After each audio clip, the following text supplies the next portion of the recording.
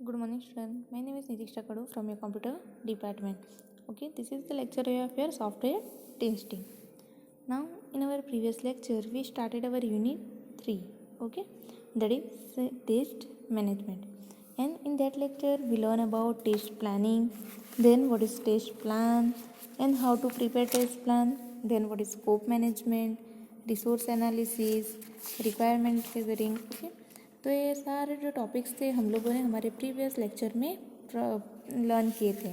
उसमें हम लोग ने स्टाफिंग एंड ट्रेनिंग नीड्स भी, देन आइडेंटिफाइंग रिस्पॉन्सिबिलिटी,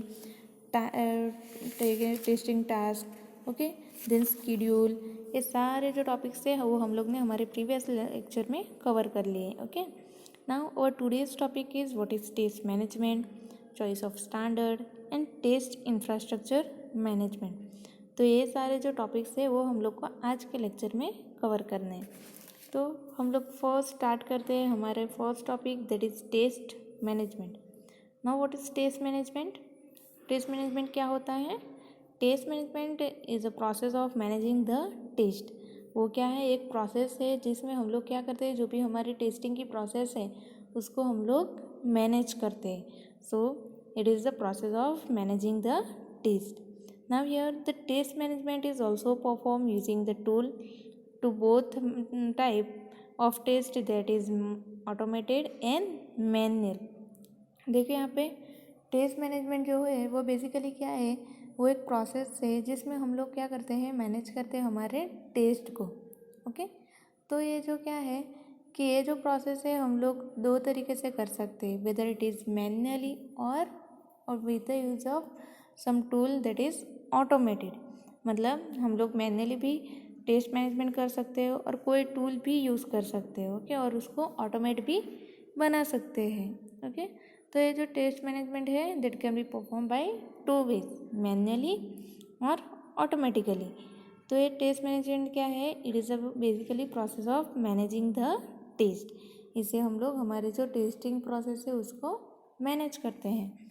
ना जो टेस्ट मैनेजमेंट है उसकी कुछ सम रिस्पॉन्सिबिलिटीज़ रहती है. तो हम लोग देखेंगे कि उसकी रिस्पॉन्सिबिलिटी क्या क्या है. तो first one, the test management has a clear set of roles and responsibility for improving the quality of the product. देखो टेस्ट मैनेजमेंट क्या करता है, वो मैनेज करता है हमारी टेस्टिंग प्रोसेस को. तो हम लोग क्या करते हैं कि हमारे जो भी प्रोडक्ट है उसमें इजीली जो भी एरर्स है, बग्स है, फेलर है, वो कोडिंग एरर है, वो हम लोग फाइंड कर सकते हैं. ओके, तो जितने भी एरर हम लोग फाइंड करेंगे उतना ही हमारा प्रोडक्ट की क्वालिटी जो है वो इम्प्रूव होगी. तो ये क्या है, टेस्ट मैनेजमेंट की रिस्पॉन्सिबिलिटी क्या है, that improve the quality of the product. वो क्या करेगा, हमारे जो प्रोडक्ट है उसकी क्वालिटी को इम्प्रूव करेगा.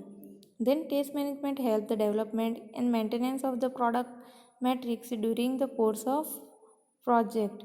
मतलब वो क्या करेगा, जो डेवलपमेंट है और मेंटेनेंस है उसके जो उनको हेल्प करेगा. ओके, वो सब फेज में वो उनको हेल्प करेगा. Then third one, the test management enable developer to make sure that there are fewer design and coding fault.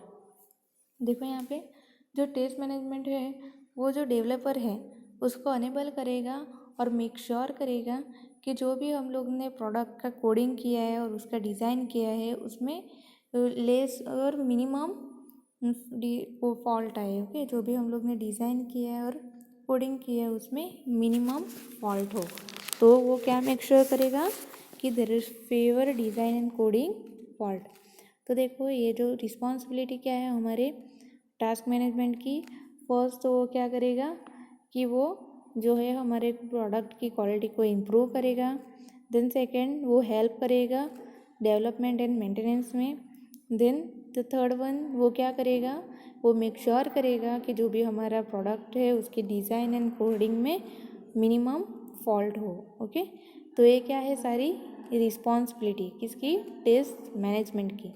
तो टेस्ट मैनेजमेंट क्या होता है, test management is a process of managing test. वो क्या करेगा, हमारे जो टेस्ट है उसकी प्रोसेस को मैनेज करेगा. देन नेक्स्ट पार्ट है हमारा पार्ट ऑफ टेस्ट मैनेजमेंट. देखो ये जो है हमारा टेस्ट मैनेजमेंट उसके बेसिकली दो पार्ट्स है. फर्स्ट है प्लानिंग एंड सेकेंड है एग्जीक्यूशन. नाउ फर्स्ट पार्ट है हमारा प्लानिंग।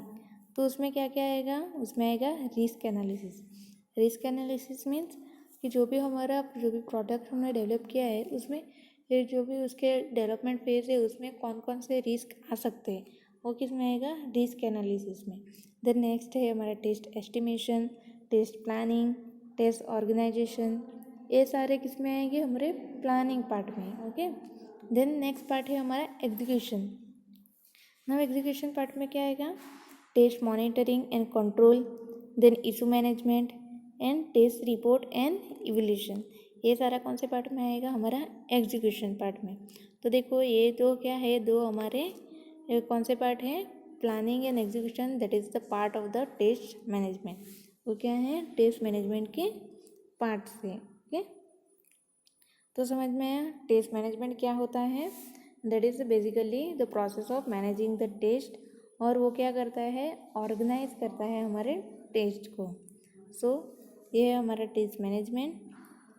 देन नेक्स्ट पार्ट में हमारा choice of standard. Next topic क्या है, चॉइस ऑफ स्टैंडर्ड।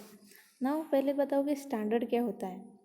तो ये देखो यहाँ पे, standard are meant to give the uniformity in the understanding on the subject for which they are developed and written. तो ये स्टैंडर्ड क्या है, वो क्या देता है, दैट गिव द यूनिफॉर्मिलिटी, मतलब ये जो स्टैंडर्ड क्या देता है, यूनिफॉर्म का मतलब कि एक तरीका कि उसमें कि जो भी आप लोग ने प्रोडक्ट डेवलप किया और रिटर्न किया है उसमें। सो यहाँ पे standard comprise an important part of planning in an organisation. Standard क्या है, वो इम्पोर्टेंट पार्ट है किसका, कि प्लानिंग इन एनी ऑर्गेनाइजेशन। मतलब कोई भी ऑर्गेनाइजेशन में आपको प्लानिंग करना है तो उसमें जो स्टैंडर्ड रहेगा वो क्या करेगा कि वो इम्पोर्टेंट पार्ट प्ले करता है और रोल प्ले करता है।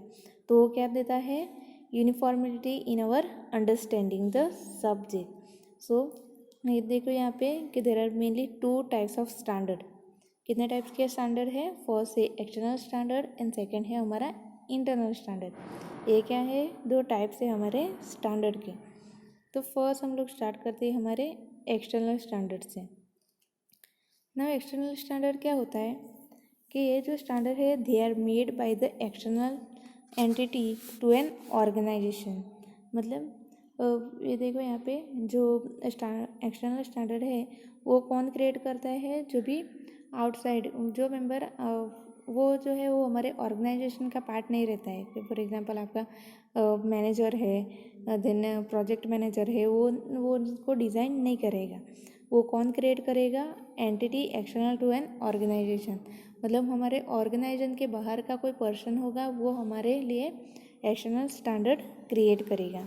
And this standard are standard that are product should complies with the external visible and they are usually stipulated by the external consultia। मतलब ये जो हमारे एक्सटर्नल स्टैंडर्ड है वो एक्सटर्नली सबके लिए विजिबल हो सकते हैं।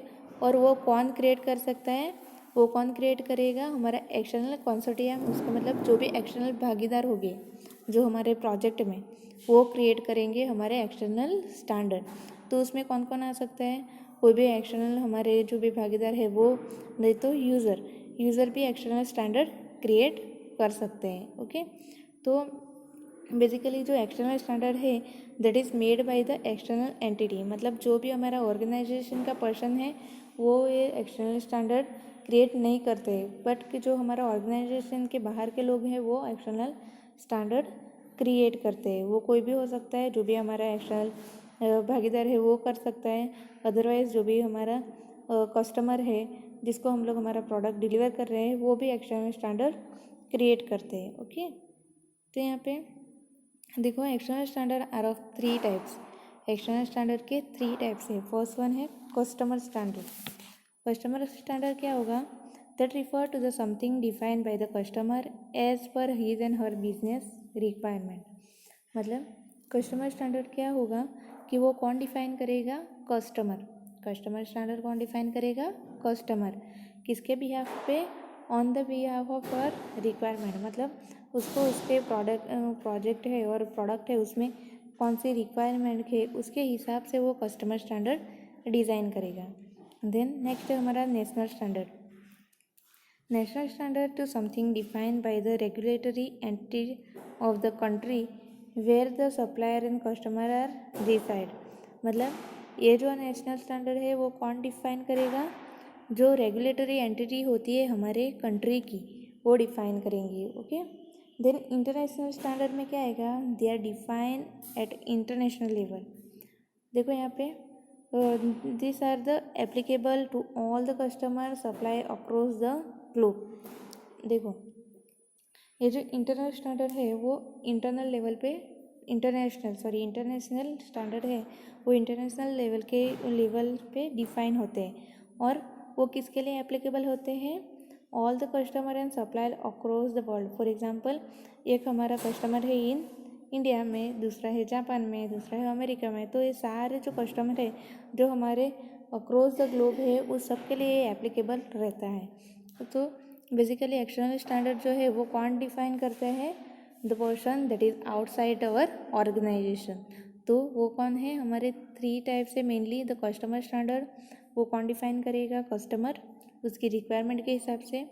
Then national standard, they are the regulatory entities हैं जो कंट्रीज़ के लिए लिमिटेड है।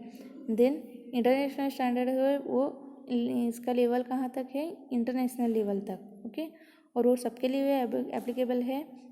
For the customer and supply they are the outside the globe. Okay, तो ये हमारा एक्सटर्नल स्टैंडर्ड।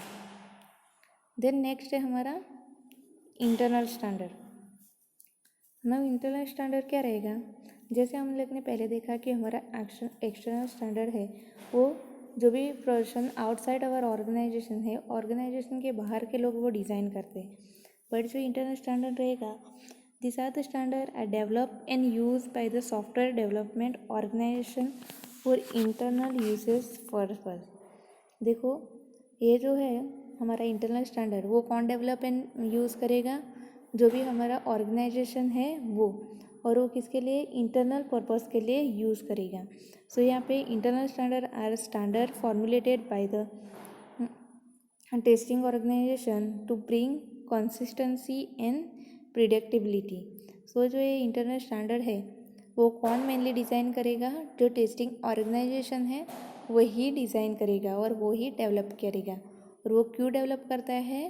फॉर आपके जो भी टेस्टिंग प्रोसेस है उसमें कंसिस्टेंसी लाने के लिए और उसमें प्रेडिक्टेबिलिटी। मतलब कि प्रेडिक्टेबिलिटी का मतलब क्या रहता है कि फॉर एग्जांपल ए फेज़ में हमारी इतनी एरर आ सकती है, फिर डेवलपमेंट फेज़ में इतनी एरर आ सकती है। मतलब ये जो प्रेडिक्शन रहता है उसके लिए वो इंटरनल स्टैंडर्ड डेवलप करते हैं। ओके, तो this standardise the process and method of working within the organisation.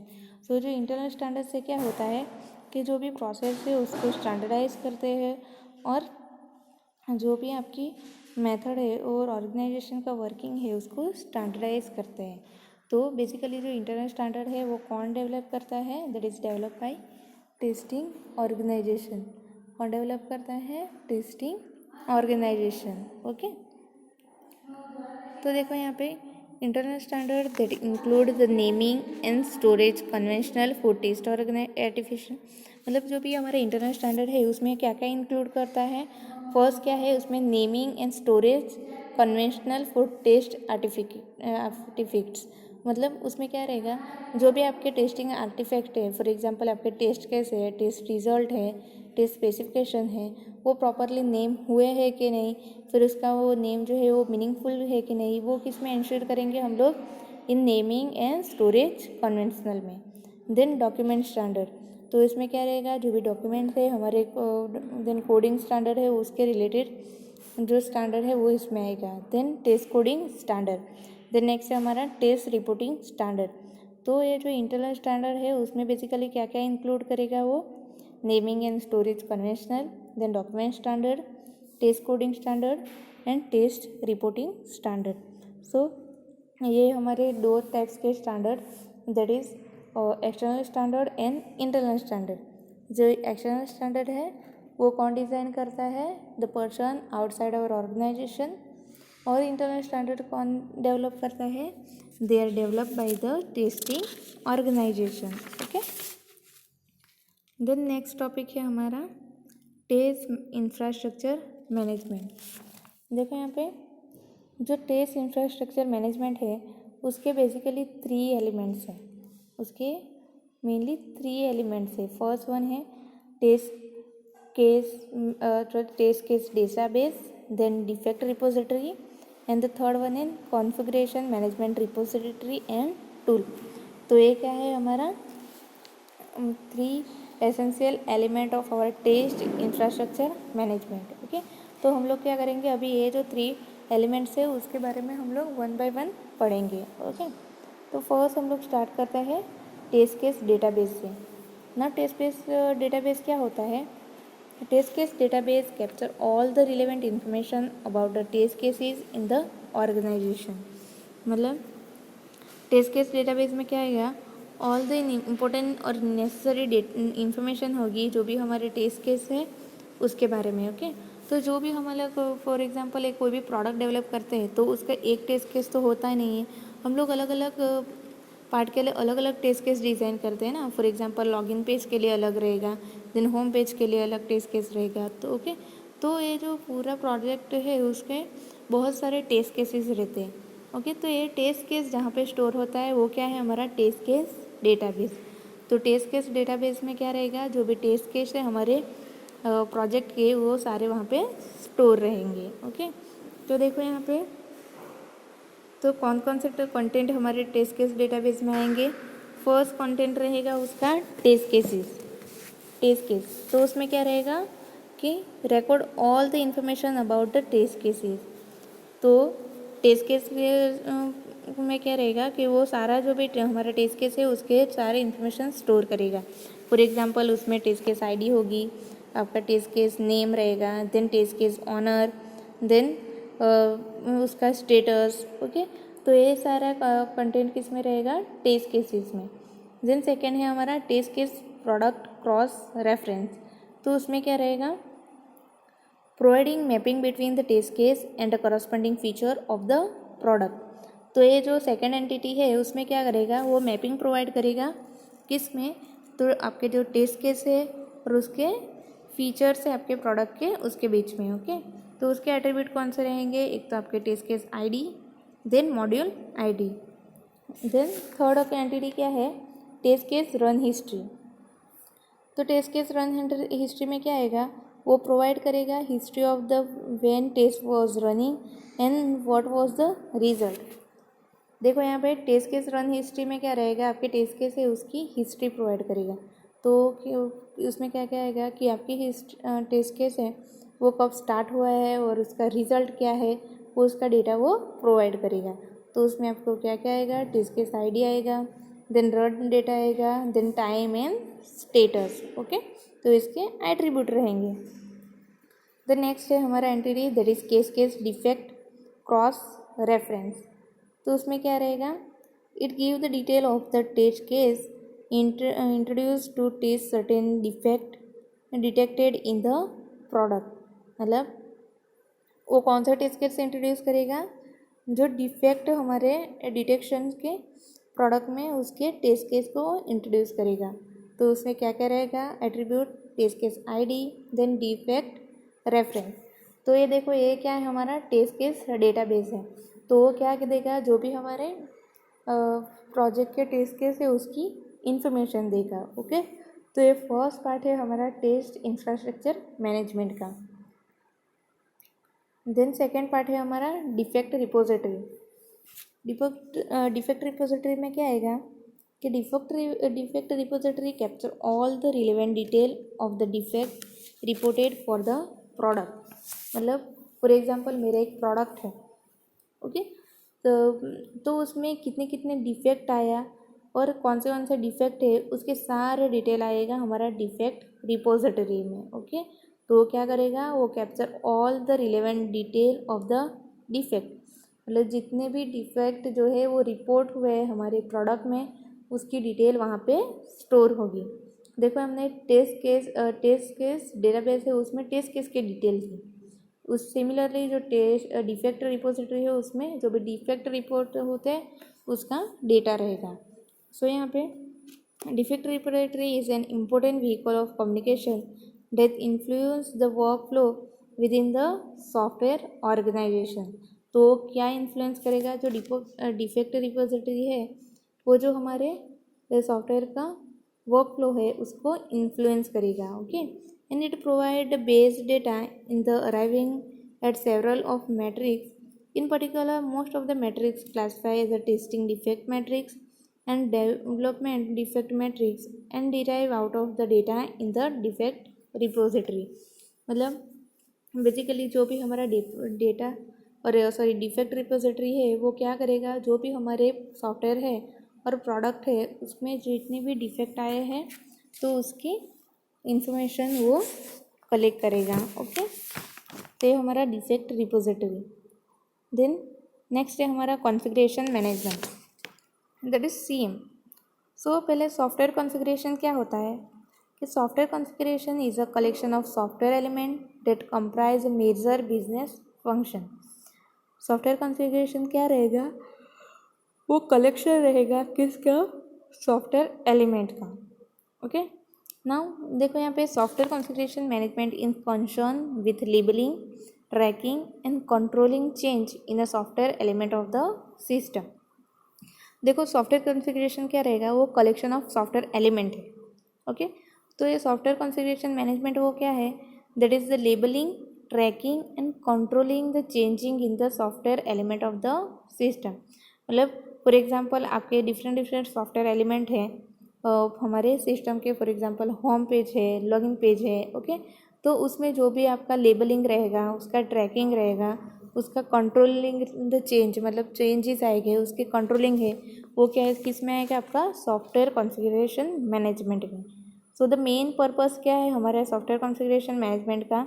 To identify all the interrelated component of the software and to control their evolution throughout the various life cycle phase. So main purpose क्या है हमारे software configuration management का? कि जो भी inter related और inter connected component है उसको आइडेंटिफाई करना. फॉर एग्जांपल आपका होम लॉगिन पेज है तो उसके होम पेज आएगा, होम पेज से प्रोडक्ट डिटेल पे, तो ये सारे उसके इंटर रिलेटेड कंपोनेंट है उसको आइडेंटिफाई करेगा और उसको कंट्रोल करेगा through out the software life cycle phase. मतलब उसके सारे फेज में वो उसको कंट्रोल करेगा. सो ये क्या है आपका कॉन्फ़िगरेशन मैनेजमेंट. तो देखो यहाँ पे जो टेस्ट इंफ्रास्ट्रक्चर मैनेजमेंट है उसके बेसिकली 3 पार्ट्स हैं. कौन कौन से? फर्स्ट है आपका test case database, then defect repository. Test case database में क्या रहेगा? जो आपके डेटा टेस्ट केस है उसके सारे डेटा रहेंगे. देन डिफेक्ट रिपोजिटरी में जो भी डिफेक्ट रिपोर्ट हुए उसके डेटा रहेंगे. देन कॉन्फ़िगरेशन मैनेजमेंट का टास्क क्या रहेगा? वो कंट्रोल करेगा और मैनेज करेगा डिफरेंट सॉफ्टवेयर एलिमेंट को throughout their life cycle. Okay, so ये था हमारा test infrastructure management. Then next part है हमारा टेस्ट पीपल मैनेजमेंट. तो टेस्ट पीपल मैनेजमेंट क्या होगा कि people management is an internal part of any project management. देखो पीपल मैनेजमेंट जो है वो इंटरनल पार्ट है तो और इंटीग्रल पार्ट है. ओके, वो क्या है? Integral part of any software project management. So here the individual contributor a person relies only his and her own skill to complete an assign activity. देखो यहाँ पे पीपल मैनेजमेंट जो है वो इम्पोर्टेंट पार्ट है कोई भी प्रोजेक्ट का. तो यहाँ पे क्या करेंगे कि जो भी पर्सन है वो उसकी स्किल और उसके जो नॉलेज के हिसाब से उन लोग को एक्टिविटी प्रोवाइड करेंगे. सो जो पीपल है वो उनके जो भी स्पेसिफिक टास्क है उसके हिसाब से उनको ट्रेन करेंगे. देन उनको बताएंगे कि कैसे उनका टास्क कंप्लीट करना है. ओके, सो यहाँ पे people management is also required to ability to hire, motivate and retain the right people. मतलब पीपल मैनेजमेंट में क्या आएगा कि हायर मतलब कोई कौन सा टास्क के लिए कौन सा पीपल को आपको हायर करना है, फिर उनको उनके टास्क कंप्लीट करने के लिए मोटिवेट करना है. ओके, तो ये सारा टास्क इसमें आएगा हमारा पीपल मैनेजमेंट में. सो यहाँ पे people management often learn this skill in a shrink or swim mode being throw head on the into the task. So basically ये जो पीपल मैनेजमेंट क्या है, that is the integral part of our project management. और उसमें क्या रहेगा कि right जो भी टास्क है उसके हिसाब से पीपल को हायर करेंगे, उनको मोटिवेट करेंगे और उनको उनका टास्क जो है वो कंप्लीट करने के लिए उनको वो मोटिवेट करेंगे. ओके. देन नेक्स्ट है हमारा इंटीग्रेशन विथ प्रोडक्ट रिलीज.